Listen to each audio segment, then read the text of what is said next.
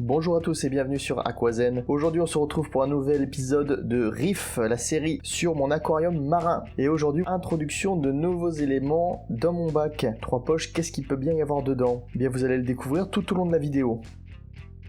Pour commencer, un petit amuse-bouche, un petit bout de moule. Les poissons clowns n'aiment pas trop. En revanche, l'anémone adore ça, regardez.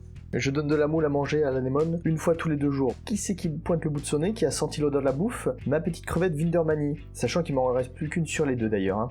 D'habitude, il y a aussi le crabe Mitrax, le petit Mitrax aussi, qui vient réclamer un morceau. Je pense qu'il a été un peu timide par rapport à la caméra.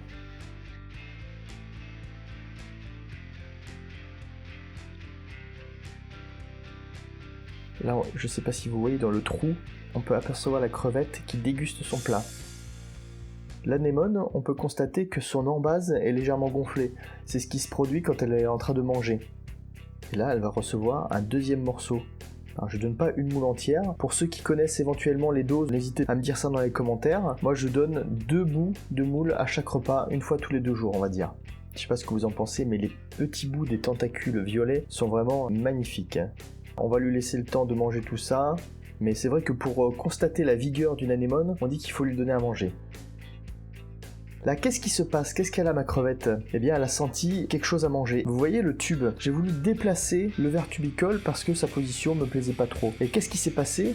Eh bien, il est resté accroché par son embase dans le fond du sable. Et donc, j'ai été très surpris de voir ressortir la partie supérieure du verre tubicole au niveau du sable. Et là, je me suis dit, qu'est-ce qui va se passer? Et quelques instants plus tard, malheureusement, je l'ai pas filmé. Les escargots et la crevette se sont rués sur lui. Ils ont senti qu'il était sans protection. Ils ont voulu le bouffer.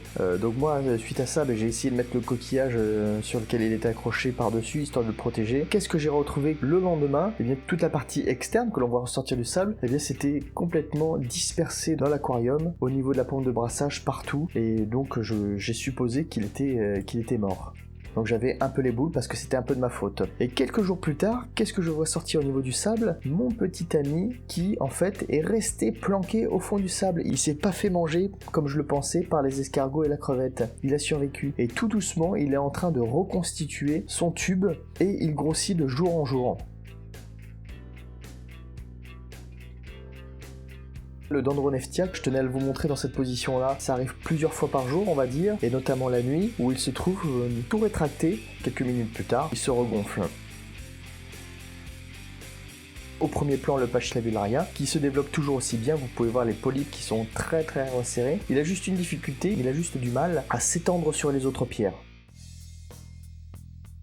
Je sais pas si vous vous souvenez, j'avais un petit bout de caillou qui était colonisé par quelques petits polypes. Et bien j'ai réussi à le garder. Vous pouvez voir qu'il prospère et qu'il grossit petit à petit. Quelques minutes plus tard, voilà le Dendroneftia qui a regonflé. Il n'est pas gonflé totalement.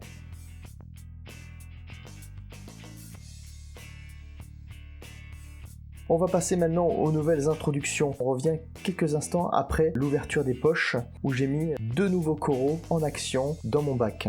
De quoi s'agit-il? Sur la droite, c'est un Ricordea florida, et sur la gauche, Cophyton qui est en mode cèpe, en mode champignon. Tout à l'heure, il sera bien développé.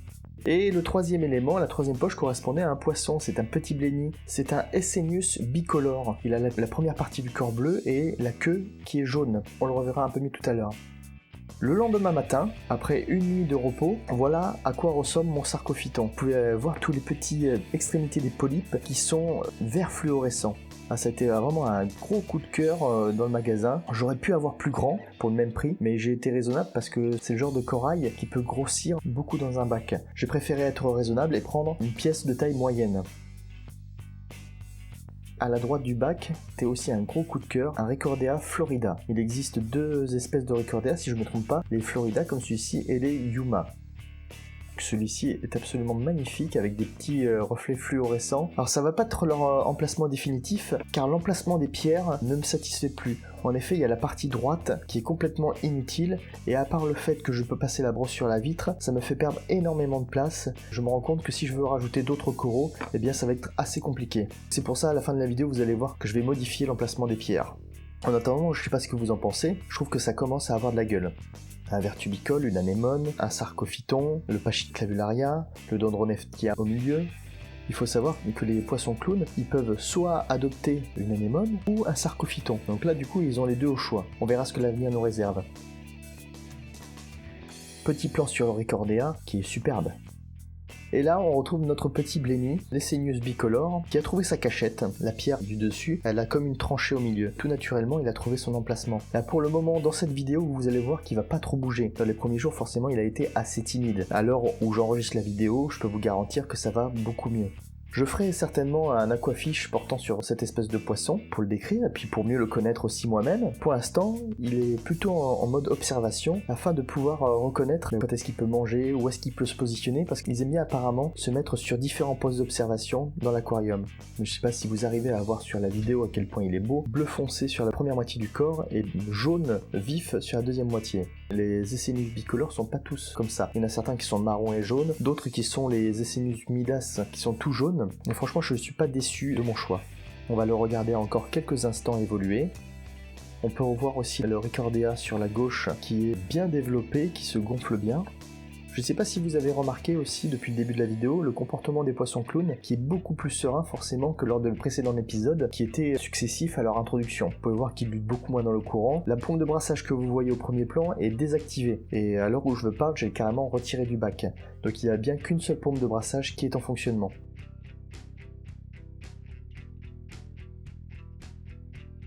Voilà, on attaque la dernière partie de la vidéo. C'est un nouvel agencement. Je sais pas si ça vous saute aux yeux. Par exemple, le Dendroneftia au centre, vous le voyez. Alors qu'au départ, vous ne le voyez pas forcément. Le côté droit dont je vous parlais de l'aquarium, j'ai basculé la pierre sur laquelle se trouvait le Zoonthus orange contre la vitre. Donc je ne sais pas ce que ça va donner au niveau entretien de la vitre. J'ai préféré condamner cette partie-là, quitte à plus pouvoir la nettoyer. La pierre dans laquelle se réfugie le Blenny, je l'ai encore relevé un peu plus et je l'ai pivoté vers l'avant. Ce qui fait que notre petit ami, même s'il se cache dans la pierre, est toujours visible. Le sarcophyton, je l'ai changé de place. Donc ce qui est bien, c'est que le Dendroneftia est bien visible. Parce que c'est vrai qu'il était très protégé de la lumière et du brassage. J'espère qu'il va bien se comporter. L'anémone aussi, j'ai essayé de trouver sa place avec la force du brassage, j'avoue que c'est pas forcément évident. Pareil pour le Ricordea et le Pachysclavularia, vous allez voir dans la prochaine vidéo que j'aurai encore fait des modifications d'agencement des coraux afin que tout le monde y trouve son compte et soit à la meilleure place. Car j'essaie en fait dans l'agencement d'avoir une vision à long terme du bac, c'est-à-dire garder la place nécessaire pour que chaque corail puisse s'épanouir et aussi garder des emplacements potentiels pour pouvoir en ajouter. Donc la tâche n'est pas forcément facile.